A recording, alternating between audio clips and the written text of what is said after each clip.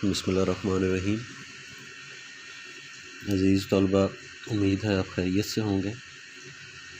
جیسا کہ معلوم ہے کہ کل ہمارا جو لیسن تھا وہ تھا تشکیل پاکستان، تقریباً آدھا پڑھا گیا تھا اور باقی جو ہے وہ آج پڑھنا ہے، تو وہی سٹارٹ کرتے ہیں۔ اقبال کا شعر ہے کہ چلنے والے نکل گئے ہیں، جو ٹھہرے ذرا کچل گئے ہیں۔ اقبال کی ساری شاعری کا مقصد جو ہے نا، وہ جتنی بھی ان کی شاعری ہے ان میں 1/3 جو ہے نا وہ ملی اور قومی مذہبی شاعری ہے۔ اقبال کی شاعری میں ہمیشہ امید دکھائی دیتی ہے مسلمان قوم کو، پھر وہ جو اثر نو ان کا عروج تھا وہ دیکھنا چاہتے ہیں، نشت ثانیہ چاہتے ہیں مسلمانوں کی، جو کھویا ہوا عروج ہے وہ واپس دلانا چاہتے ہیں۔ تو اقبال کی جا بجا شاعری میں یہی آپ کو چیز ملے گی کہ چلنے والے نکل گئے ہیں، جو ٹھہرے ذرا کچل گئے، کہ جو چلتا رہتا ہے انسان، جو کوشش کرتا رہتا ہے وہ اپنی منزل مقصود پر پہنچ جاتا ہے، اور جو رک جاتا ہے، ٹھہرتا ہے، سوچتا ہے، وہ پیچھے رہ جاتا ہے، وقت اس کو پیچھے چھوڑ دیتا ہے، اور یہی ناکامی کی سب سے بڑی وجہ ہے۔ میں اکثر آپ کو یہ بتاتا ہوں کہ یہ شعر ہی آپ کی زندگی بدل سکتا ہے۔ اس شعر پہ عمل کر لیں، انشاءاللہ آپ کامیاب ہیں۔ ہاں جی، سٹارٹ کرتے ہیں کہ اپنے رہنماؤں کی پکار سن کر مسلمان قومی ترقی کی راہ پر کچھ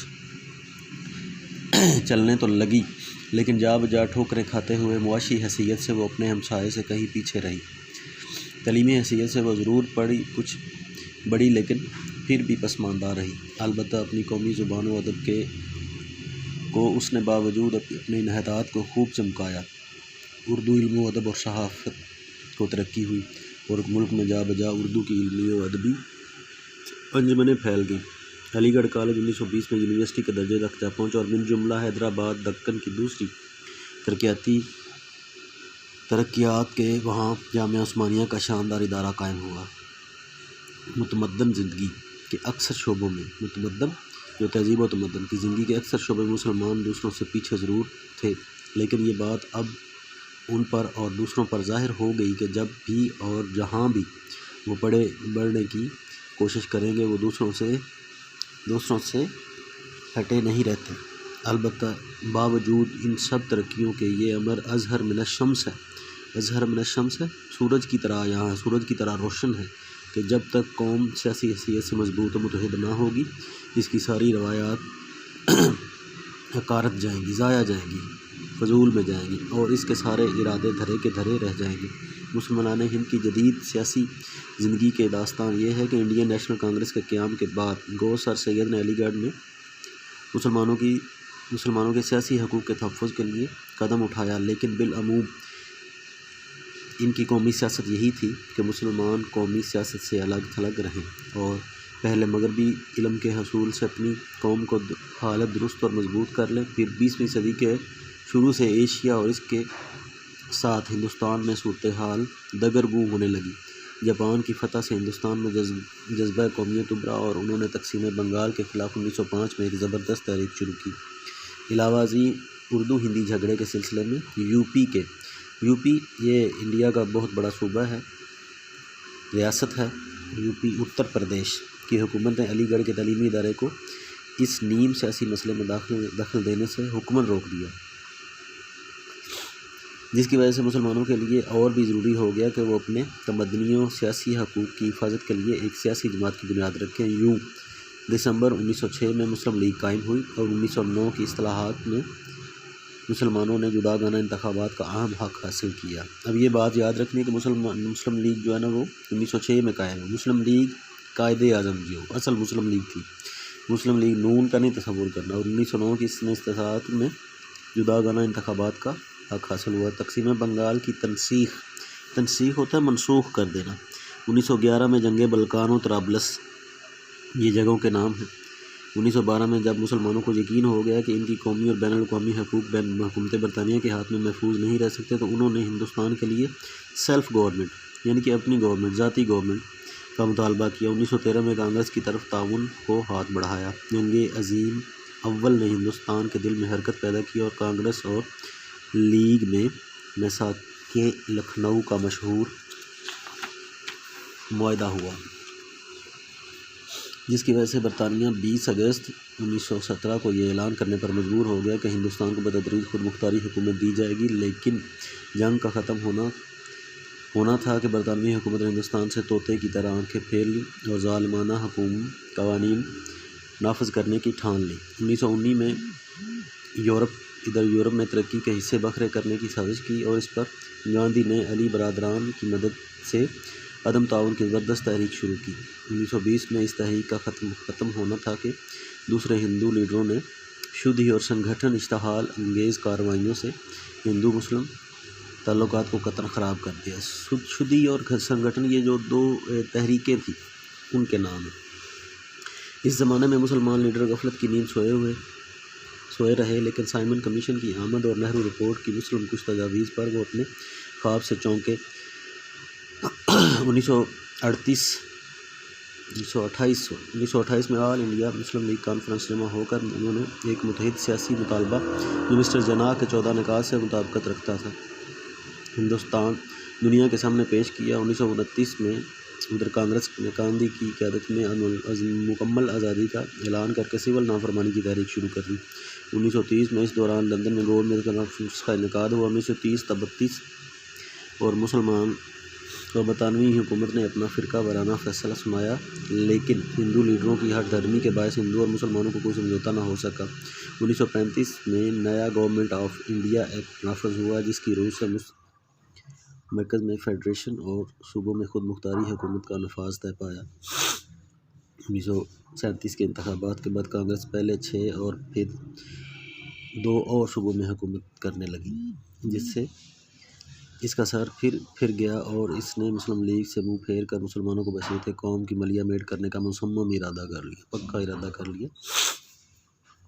چنانچہ کانگریسی حکومتوں نے اردو کو مٹایا، ہندی کو ابھارا اور ہندوانہ تمدن کے دیگر اداروں اور نشانات کو فروغ دے کر ہندوستانی مسلمانوں کو جداگانہ حیثیت کو ہندوؤں میں مدغم کرنے میں 20 اعلانیہ خفیہ مساعی کی۔ یہ ہندوستان کے مسلمانوں کے لیے ایک بے حد نازک وقت تھا۔ مسلمانوں میں کہنے کو کئی سیاسی جماعتیں تھیں۔ مسلم لیگ جو 1906 میں قائم ہوئی، کبھی جگتی کبھی سوتی رہی۔ اس کے بعد 1919 کے ہنگامہ خیز سال میں جمعیت العلماء بنی۔ 1929 میں خدائی خدمتگار اور مجلس ارار کا قیام عمل میں آیا۔ اسی سال میں نیشنلسٹ مسلمانوں نے بھی ایک کانفرنس منعقد ہوئی۔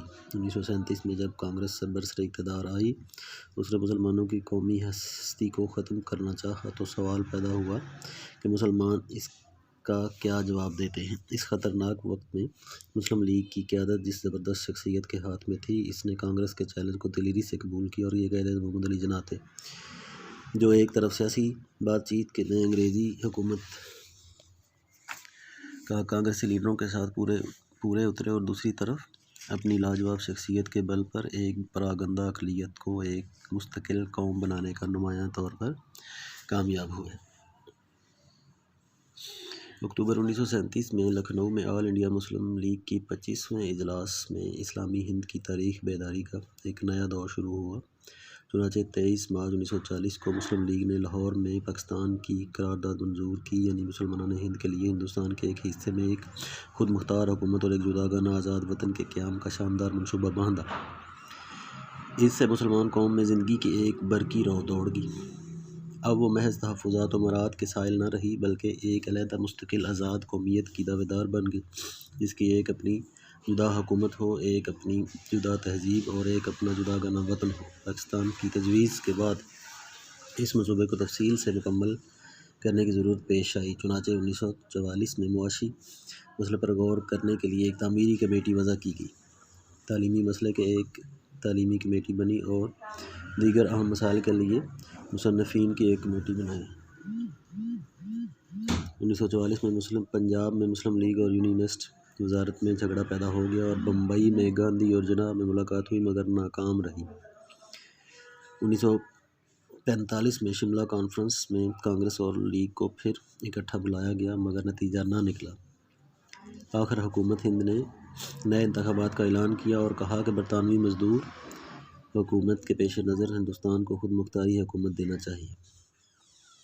نئے انتخابات میں انتخابات میں جو 45-46 کے موسم سرما بہار میں ہوئے ہندوستانوں میں کانگریس اور مسلمانوں میں مسلم لیگ پورے طور پر کامیاب ہو گئی۔ اتنے میں برطانوی حکومت نے 1946 میں پہلے وفد کو اور پھر ایک وزارتی مشن کو ہندوستان بھیجا تاکہ یہاں کے سیاسی گتھی کو سلجھائے۔ مشن نے ہندوستان کی حکومت کے لیے ایک نئی اسکیم پیش کی، لیکن مشن کی کانگریس نواز پالیسی سے ناراض ہو کر مسلم لیگ نے اس اسکیم کو ٹھکرا دیا اور آخر کار وہ بھی مرکز عارضی حکومت میں شریک ہو گئے۔ لیکن ادھر نہ صرف کانگریس اور مسلم لیگ میں بات پر اختلافات رونما ہوئے، بلکہ ملک بھر میں جا بجا ہندو مسلمانوں میں شدید فرقہ وارانہ مناقشات، لڑائی جھگڑے اور فسادات برپا ہو گئے۔ کانگریس نے مسلم لیگ سے باعزت سمجھوتہ کرنے سے انکار کر دیا۔ برطانوی حکومت نے پہلے یہ اعلان کیا کہ وہ کسی ایسے دستور کو ملک میں نافذ نہیں کرے گی جس پر دونوں بڑی جماعتوں کا اتفاق رائے نہ ہو، اور پھر فروری 1947 میں یہ فیصلہ کیا گیا کہ برطانیہ جون 1948 تک ہندوستان کو خالی کر دے گا۔ جنوری 1947 میں پنجاب میں مسلم لیگ کی ایک زبردست تحریک اٹھی جس میں مردوں اور عورتوں نے یکساں حصہ لیا، جو صرف ایک ماہ جاری رہ کر نتیجہ خیز ثابت ہوئی۔ برطانوی حکومت اس سے متاثر ہوئی اور اسے یقین ہو گیا کہ اس مسلمان ہند کے قومی مطالبے کو اب دیر تک ماتحت التوا نہیں رکھا جا سکتا، دیر تک لٹکایا نہیں جا سکتا، دیر نہیں کی جا سکتی۔ ادھر پاکستان کے مخالفین مسلمان ملک بھر میں فرقہ وارانہ فسادات کا سلسلہ شروع کر دیا، جو اخیر سال تک جاری رہا اور جس کے ضمن میں ایک منظم سازش کے تحت 8-10 لاکھ بے گناہ مسلمانوں کو بے رحمی سے تہہ تیگ کر دیا، قتل کر دیا۔ اسی دوران برطانیہ نے 3 جون کو ہندوستان اور پاکستان کی آزادی کے متعلق اپنا نیا منصوبہ شائع کیا، جس کے مطابق 15 اگست 1947 کو دونوں ملکوں میں دو علیحدہ حکومتیں قائم ہوئیں۔ اسلامی ہند کے 10 کروڑ فرزندان توحید کی تنظیم اور قربانیاں پھیلائیں اور مشرقی و مغربی ہند میں مشرقی و مغربی پاکستان کی بنیاد پڑی۔ پاکستان کے قیام سے نہ صرف پاکستان کے برعظیم اور ایشیا میں بلکہ ساری اسلامی دنیا میں ایک ایسا قوت آفریں تغیر رونما ہو گیا کہ جس کے غیر معمولی نتائج کا دنیا بھر ابھی صحیح طور پر اندازہ نہیں کر سکتی۔ ادھر یہ امر پاکستان کی ملت اسلامیہ پر روز بروز واضح ہو رہا ہے کہ اگر اسے اپنی اور دنیا کی طرف اپنا اسلامی اور انسانی فرض ادا کرنا ہے تو پاکستان کی حکومت لازمی طور پر اسلامی جمہوریت کی ترقی پرور اصولوں پر قائم ہوگی، جس میں مسلم اور غیر مسلم دونوں میں مساوی سلوک کیا جائے گا، جس میں بڑے بڑے سرمایہ داروں کے لیے جگہ نہ ہوگی بلکہ جس میں غریبوں اور کارکنوں کا خاص طور پر خیال رکھا جائے گا، جس میں عورت کے حقوق اور اس کی شخصیت محفوظ ہوگی، جس میں دولت ادھر تمام لوگوں میں مناسب طور پر تقسیم ہو کر ادھر بیت المال میں جمع ہوگی، عوام الناس کا معیار زندگی بڑھانے کے لیے کام آئے گی۔ مسلمانوں کا نصب العین اسلام ہے، وہ اسلام نہیں جس کا ڈنکا مطلق العنان بادشاہوں اور خود غرض امراء سے بجایا۔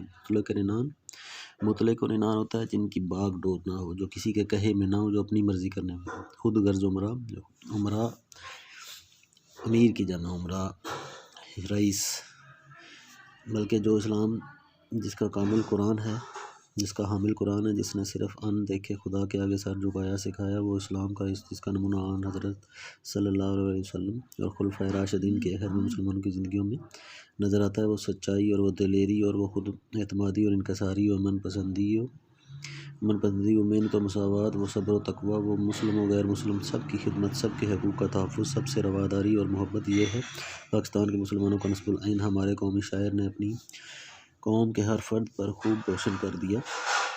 پرے ہے چرخ نیلی فام سے منزل مسلماں کی، ستارے جس کی گردِ راہ وہ کارواں تو ہے۔ چرخ آسمان کو کہتے ہیں، چرخ نیلی فام نیلا لباس پہنے ہوئے، پرے ہے دور ہے چرخ نیلی فام کہ مسلمانوں کی منزل جو ہے نا آسمانوں سے بھی آگے ہے۔